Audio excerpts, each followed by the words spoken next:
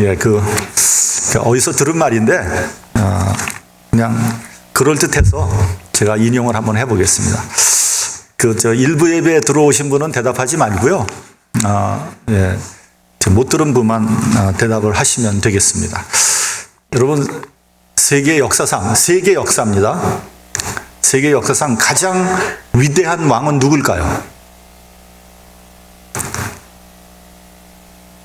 예? 누구요? 알렉산더. 그건 나쁜 놈이에요, 알렉산더. 위대한 사람이 아니라 나쁜 놈이야. 예, 여러분, 예? 역시 우리 최준 장로님은 훌륭한 분이야. 예. 답을 그냥 탁 맞췄네. 야, 이거, 예. 대부분 왕들이 나쁜 놈들이에요. 대부분. 여러분, 알렉산더 대왕, 소위 대왕자가 붙은 사람들 한번 보세요. 무지하게 사람 죽이고, 그거 아주 나쁜 짓 많이 한 거거든요. 근데 이제 세종대왕이 제일 위대하다 하는 데는 그런 이유가 있는 겁니다. 그 이유는 한글을 만들었다는 데 있어요. 한글을 만든 것이 왜 가장 위대하냐 하는 거죠. 여러분, 한글 창제의 이유가 뭡니까? 왜 한글을 만들었어요? 거기 보면은 나오죠. 나란 말씀이 중국과 달라. 네. 그러니까 우리 말은 있어요. 그렇죠? 근데 글이 없기 때문에 내가 어떤 거를 글로 표현하려면 뭐를 써야 돼요? 한자를 써야 돼요. 한자. 중국말을 써야 되는데 서민들이 중국말을 몰라요. 한자를 몰라요. 그러니까 쓸 도리가 없는 거죠. 내 의견을 표현할 수도 없고 그 글을 해독할 수도 없는 거예요. 예를 들면 나라에서 세금을 내라. 그러면 세금을 왜 내는지, 세금을 얼마 내야 되는지, 세금을 무슨 항목으로 이게 전혀 모르는 거예요. 다 한자로 써 있으니까. 그러니까 탕관오리들이 와서 마음대로 착취를 해도 방법이 없는 거예요. 그냥 당할 수밖에 없는 거예요. 이게 얼마나 답답한 노릇입니까? 이런 백성들의 답답한 사정을 세종대왕께서 긍휼히 여긴 거예요. 그래서 한글을 만들었다는 거예요. 여러분, 세종대왕은요, 구태여 한글을 쓸 이유가 없는 사람이에요. 그 사람은 한자를 쓰는 게 너무너무 편했어요. 네. 그리고 관리들이나 양반들도 마찬가지예요. 어려서부터 한자를 배웠기 때문에 한자를 쓰는데 전혀 불편함이 없었습니다.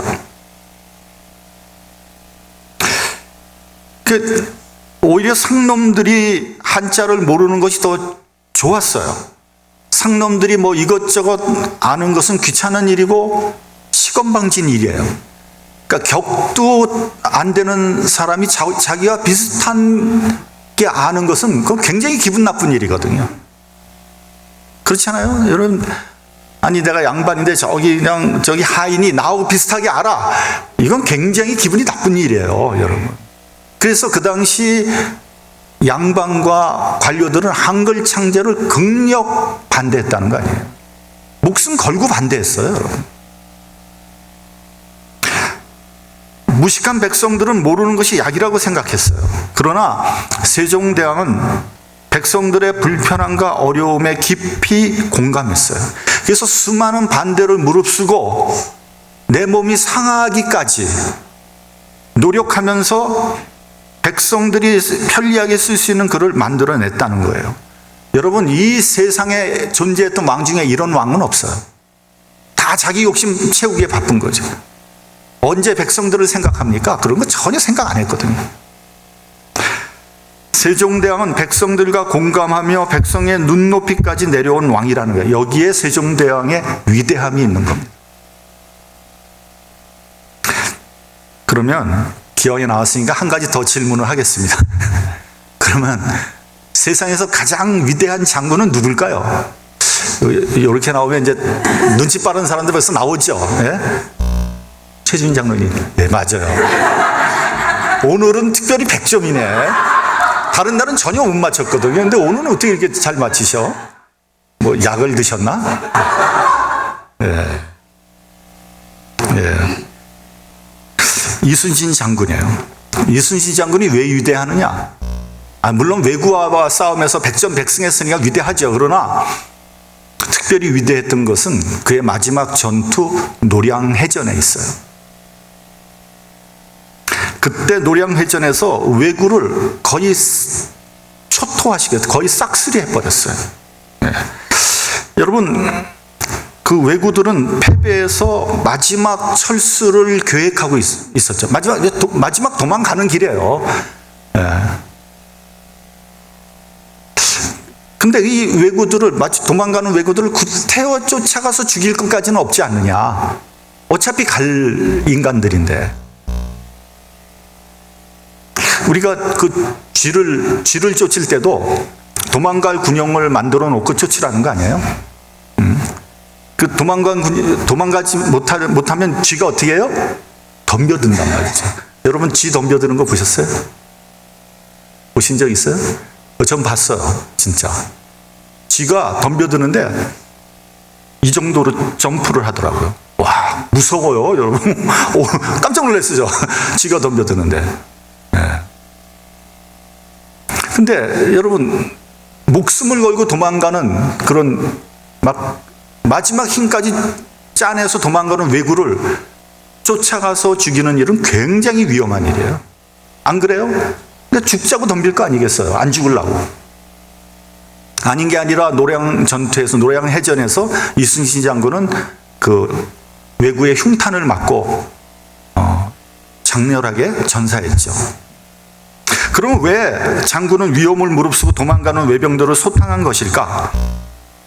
장군은요, 임진왜란을 통해서 조선 땅이 어떻게 비참하게 유린되는가를 봤어요. 그리고 그 백성들이 어떻게 억울하게 비참하게 죽어가는가를 눈으로 똑똑히 보고 이를 악물은 거예요. 다시는 이 조선 땅에 이런 비극은 없어야 되겠다. 다시는 저 외국 저들이 조선 땅 쪽을 쳐다보지도 못하게 만들겠다. 아주 그냥 모조리 죽여버리겠다. 그렇게 결심을 한 거예요. 다시는 여러분, 왜구가 이 우리나라를 침략한 것이 한두 번이 아니거든요. 막 수백 번, 수천 번에 걸쳐서 침략을 했는데 그 이후에 300년 동안 이순신 장군, 임진왜란 후에 300년 동안 왜구가 발도 디디지 않았다는 걸 여러분 기억하시기 바랍니다. 이순신 장군은 불쌍한 백성들의 억울한 죽음에 깊이 공감한 거예요. 백성과 함께 살고 백성과 함께 죽은 거죠. 얼마나 위대한 사람입니까? 그래서 이 두 케이스가 예수님의 삶과 죽음과 감히 비교할 수는 없지만, 그러나 비슷한 점이 있기 때문에 제가 말씀을 드린 겁니다. 본문 1절을 한번 봉독을 하겠습니다. 본문 1절. 자, 시작. 헤롯 왕 때 예수께서 유대 베들레헴에서 나심에 동방으로부터 박사들이 예루살렘에 이르러 말하되, 예수께서 유대 베들레헴에서 나셨다. 이것이 크리스마스죠. 근데 여러분, 그러니까 크리스마스는 예수의 탄생을 기념하는 날이잖아요. 근데 예수님이 언제 탄생했는지는 잘 모릅니다. 그냥 12월 25일로 편의상 정한 거예요. 근데 이것도 또 이제 굉장히 이론이 많아요, 사실은. 굉장히 이론이 많아요. 이게 뭐 로마의 뭐 태양 축일이다, 뭐 이런 이론들이 많은데 그런 얘기는 중요한 게 아니고요. 제가 여러분에게 말씀드리고 싶은 것은 그리스도께서 이 세상에 오셨다라는 거예요. 하늘 보좌를 버리고 이 땅에 오신 겁니다. 여기서 오셨다라는 말이 굉장히 중요한 말이에요. 오셨다. 하늘에 계신 분이 역사 가운데, 그리고 우리 가운데 오신 거예요. 그러므로 여러분 예수 그리스도의 탄생은 역사적인 사실이에요. 이 말은 무슨 말이냐면, 우리나라 신화처럼 그리스도가 하늘에서 뚝 떨어졌다는 말이 아니에요. 뭐 아래서 뿅 하고 나왔다는 말이 아닙니다. 이건 허황된 신화가 아니라 엄연한 역사적인 사실을 말하는 거예요. 또 이 사건은 우리가 예수님에게로 간 것이 아니라 예수님이 우리에게로 오신 겁니다. 우리가 노력하고 돌을 닦아서 천신만고 끝에 하늘의 보좌 앞에 나간 것이 아니라 하나님의 아들이 우리에게로 오신 겁니다. 그래서 죄인인 나를 만나 주셨고 나를 용서해 주셨다는 거예요. 그리고 이제는 우리의 심령을 성전 삼아 우리와 함께 하시는 거예요. 고린도전서 3장 16절을 보면 너희가 하나님의 성전인 것과 하나님의 성령이 너희 안에 거하시는 줄을 알지 못하느뇨, 이렇게 말씀하고 있습니다. 지금 이 시간에도 하나님의 성령이 여러분의 심령 가운데 임하신다는 거예요. 여러분이 느끼지 못하는 것뿐이지. 여러분이 영적인 사람이라면, 영계가 좀 열린 사람이라면 그것을 알고 있다는 거예요. 그리고 그거를 경험하고 있다는 거예요. 두 번째 중요한 사실은 뭐냐면 사람이 되었다라는 것입니다. 하나님의 아들이 이 땅에 오시기 위해서는 육신을 입어야 되는 거예요. 하나님의 아들이 사람이 된 놀라운 사건이에요. 그러니까 여러분, 거룩하고 존귀하신 분이 보잘것없는, 죽을 수밖에 없는, 썩어서 문드러질 수밖에 없는 이 육체를 입고 오신 거예요. 그 빌립보서 2장 6절에서 7절을 보면요, 그는 근본이 하나님의 본체시나 하나님과 동등됨을 취할 것을 여기지 아니하시고 오히려 자기를 비워 종의 형체를 가져 사람들과 같이 되었다고 되어 있습니다. 그럼 왜 하나님의 아들이 육신을 입으신 것일까요? 인간의 연약함과 고통, 아픔과 슬픔을 함께 하시기 위해서요. 여러분, 하나님은요, 돈 많고 죄 많은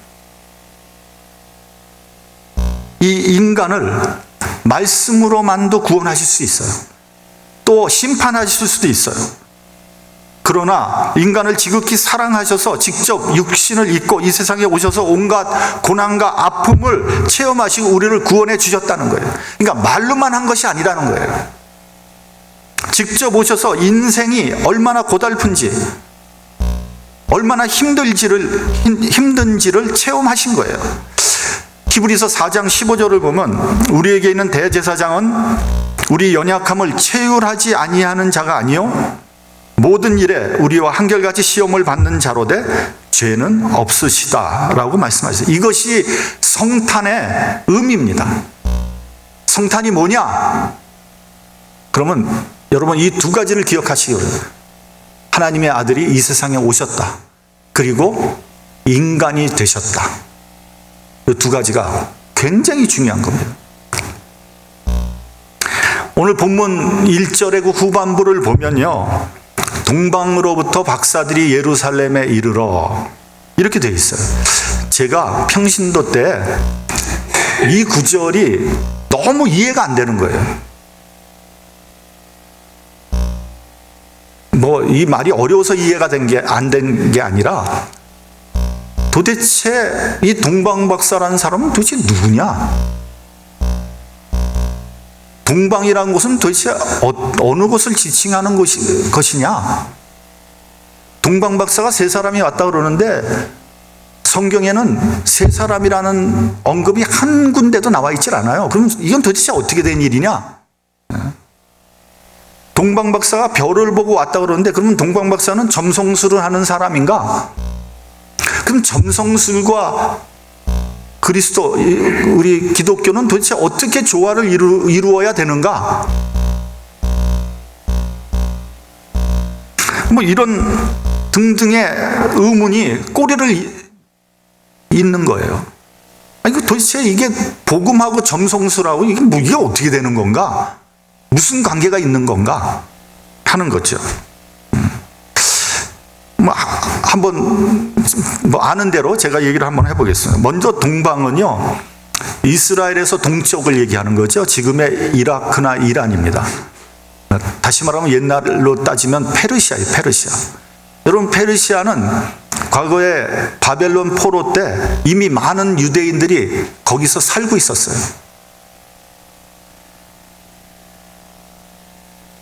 성경을 보면 다니엘과 세 친구도 그 지방 출신이고요. 에스더는 페르시아의 왕비가 되었죠. 따라서 페르시아는 유대교를 믿는 유대인들이 이미 많이 살고 있었고요. 구약 성경에 대해서도 널리 알려져 있었고요. 또 하나님을 예배하는 그런 회당도 있었을 것이라고 생각이 됩니다. 그들의 후예가 지금 이제 얘기하면 이제 이라니안 주이시라는 사람들입니다. 이라니안 주이시. 여러분 혹시 이라니안 주이시란 말 들어보셨어요? 유대인들한테 네 출신이 어디냐? 그럼 가끔 이라니안 주이시라고 얘기하는 사람들이 있어요. 그러니까 중동 지방에서 온 유대인들입니다. 둘째로 동방박사라는 사람은 누구인가라는 겁니다. 우리나라 말로 박사로 번역이 되어 있지만 원래는 와이즈맨입니다. 와이즈맨. 그 영어로 이제 세이지라고도 하죠. 헬라 말로는 마기라고 합니다. 마기. 이 사람들은요, 학문이 깊고 지혜가 출중해서 임금의 어드바이서의 역할을 한 대단히 현명한 사람들입니다. 이 사람들은 비록 이방인이었지만 유대교에 대해서 깊은 관심을 가지고 있었고 아마 구약 성경에도 조예가 깊었을 것이라고 생각이 되고요. 이 사람들은 메시아가 언젠가 이 땅에 반드시 오실 것을 알고 있었던 사람이에요. 기도하는 사람이었고요.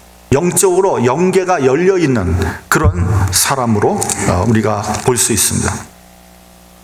셋째로 동방박사를 세 사람이라고 하는데 사실은 몇 사람인지는 몰라요. 다만 성경에 세 가지 예물을 갖고 왔다 그래서 한 사람이 한 예물씩, 그래서 세 사람으로 생각을 하고 있는데 그러나 그들의 일행은 적어도 수십 명은 되었을 것이다, 이렇게 추측을 합니다. 왜냐하면요, 옛날에 낙타를 타고 사막을 건너거나 걸어서 사막을 건너는 일은 굉장히 위험한 일입니다. 많은 준비가 필요하고요. 그 중에 반드시 길을 인도하는 사람이 꼭 필요한 거예요.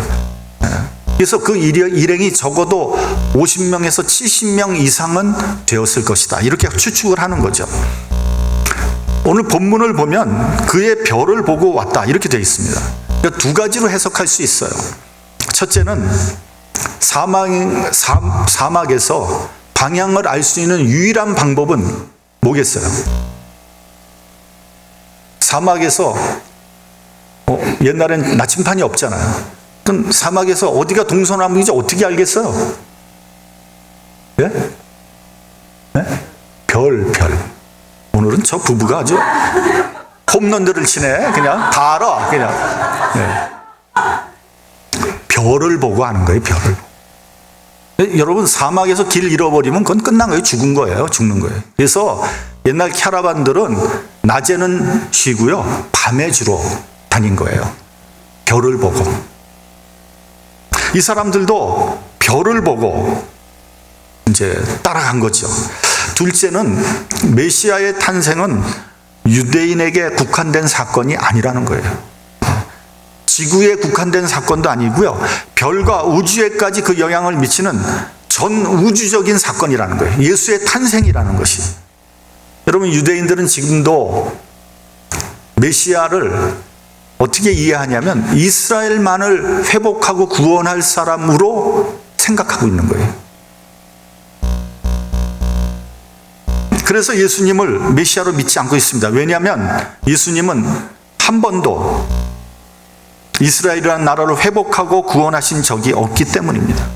오히려 예수님은 모든 사람의 죄를 짊어지시고 십자가에서 죽으셨죠. 그러므로 유대인에게 예수님은 실패한 메시아가 되는 거예요. 예수님은 모든 사람을 구원하기 위해서 이 땅에 오실 뿐만 아니라 온 우주를 구원하기 위해 오셨습니다. 로마서 8장을 보면 모든 피조물들이, 여기서 피조물은 뭐 인간, 동식물을 거기에만 국한된 게 아니고요, 모든 상과들 아니면 모든 별까지 다 얘기하는 거예요. 모든 피조물들이 썩어짐의 종로로 한 데서 해방되기를 바란다, 이렇게 되어 있습니다.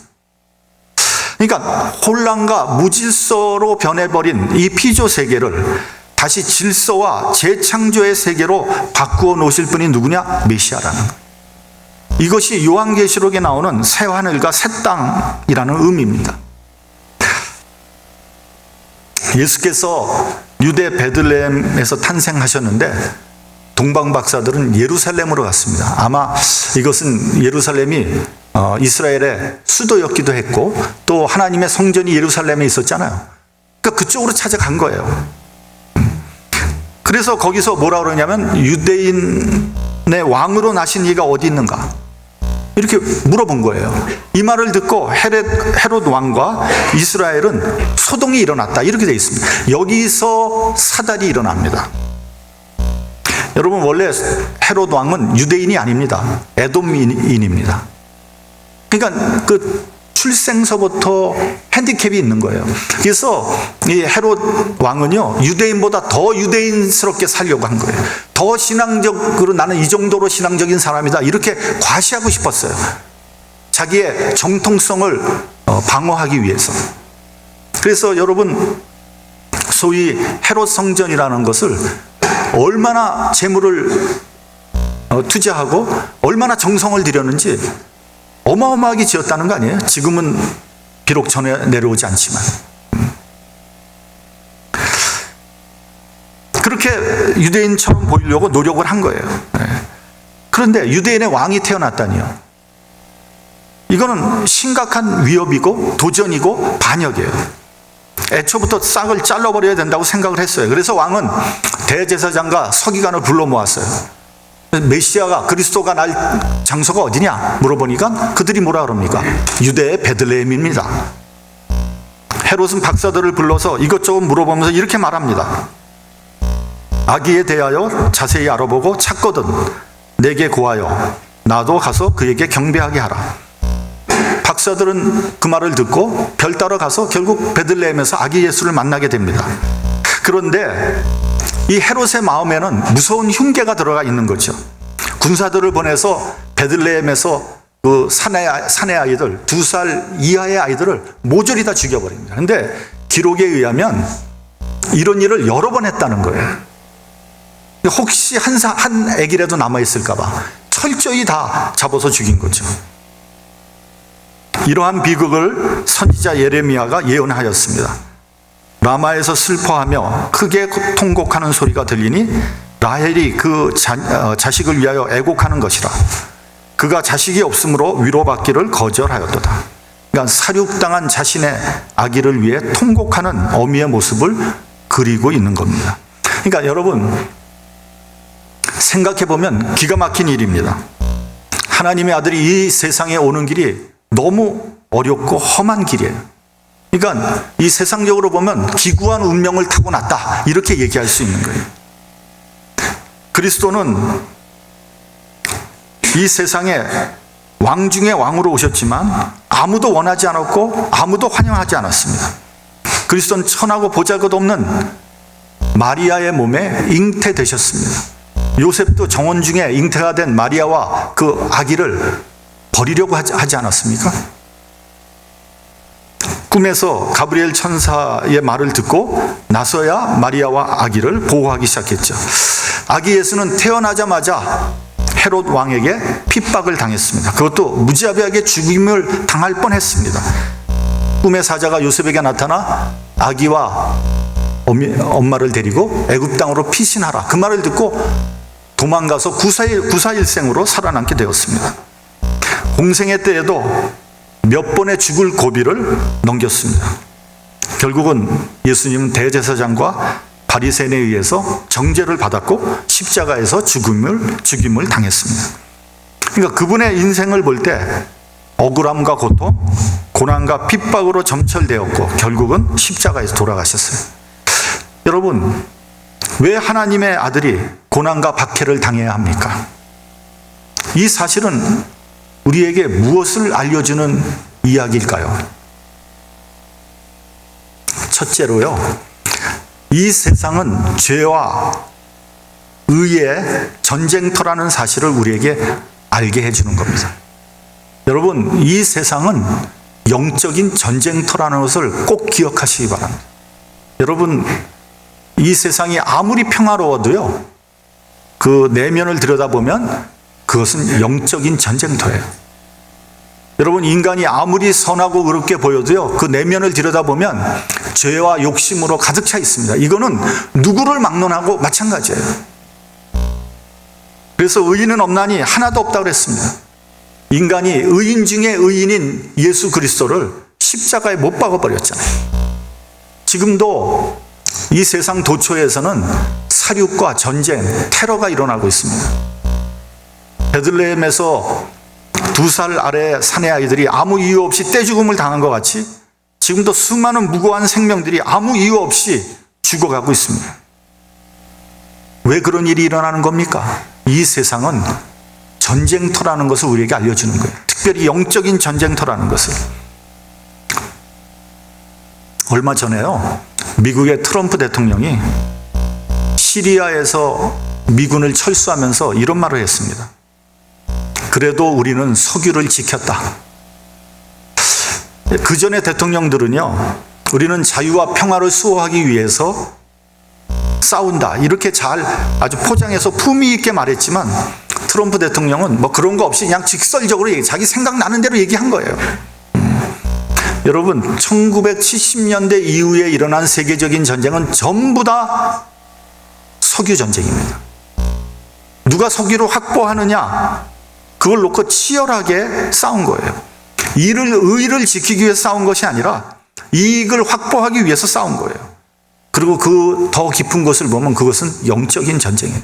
그러므로 여러분, 이 세상에서 뭐 편안하게 존귀하게 존경받으면서 살려고 할 그런 생각은 아예 갖지 마십시오. 그런 건 있을 수 없어요. 왜요? 이 세상은요, 서로 물고 뜯는 그런 전쟁터이기 때문에. 둘째는요, 의인은 환영받지 못합니다. 세상 사람들은 의를 좋아하지 않습니다. 시기하고 질투합니다. 여러분들이 의로운 일을 하면요, 어떤 반응이 일어나는지 아세요? 너만 의로운지 하니? 혼자만 잘난 척하고 있네. 핍박하고 조롱합니다. 왜 그럴까요? 인간은 죄인이기 때문에 그런 거예요. 죄인은요, 의인을 좋아하지 않습니다. 죄인은 죄인끼리 뭉치게 돼 있어요. 그걸 유류상종이라 그러지 않습니까? 예수님도 십자가 지실 때 조롱당했습니다. 자기 자신도 구하지 못하는 주제에 누구를 구하겠다고. 한번 십자가에서 내려와 봐. 그러면 내가 믿어줄게. 뼈 아픈 조롱이고 비판입니다. 저 같으면 그냥 당장 내려가서 요절을 내고 싶은데 예수님은 우리의 죄를 짊어지시고 묵묵히 십자가를 지셨어요. 그러므로 여러분, 좋은 일을 하고 의로운 일을 하면은 뭐 존경받고 칭찬을 받을 것이다. 천만의 말씀이에요. 안 그렇습니다, 여러분. 의의 편에 서면요, 시기와 질투를 당할 겁니다. 각오하셔야 돼요. 여러분이 의롭게 살려면 희생해야 되고요, 손해봐야 되고요, 고난과 핍박을 받을 각오를 해야 돼요. 그것이 세상이에요. 세 번째는요, 예수님은 이 땅에 오셔서 우리와 같이 고통을 당하고 아픔을 겪으면서 우리를 구원하기 위해서 이 땅에 오셨다는 것을 우리에게 알려주시는 거예요. 가장 중요한 거예요.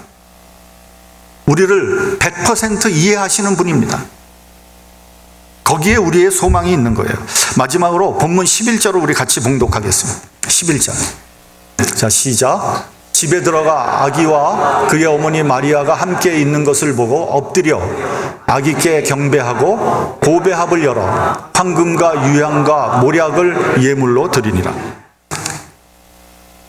동방 박사들이 별을 따라가서 드디어 아기 예수를 만났습니다. 그래서 아기께 경배하고 보배합을 열어서 황금과 유향과 모략을 예물로 드렸어요. 이것은 대단히 상징적으로 중요한 의미가 있습니다. 여러분, 황금은요, 예로부터 왕에게 바치는 예물입니다. 지금 중국의 자금성에 가면요, 온통 다 황금빛으로 칠해져 있어요. 오직 황제만이 황금색을 칠할 수 있습니다. 옛날에 조선의 왕은요, 궁궐에 황금색을 쓸 수 없었어요. 왜요? 황제가 아니기 때문에. 아기 예수에게 황금을 예물로 드렸다는 것은 예수가 왕이라는 것을 의미하는 거예요. 당신은 우리의 영원한 왕입니다 라는 고백입니다. 둘째는 유황을 드렸습니다. 유황은요, 제사를 지낼 때 쓰는 물품입니다. 제사장에게 바치는 거예요.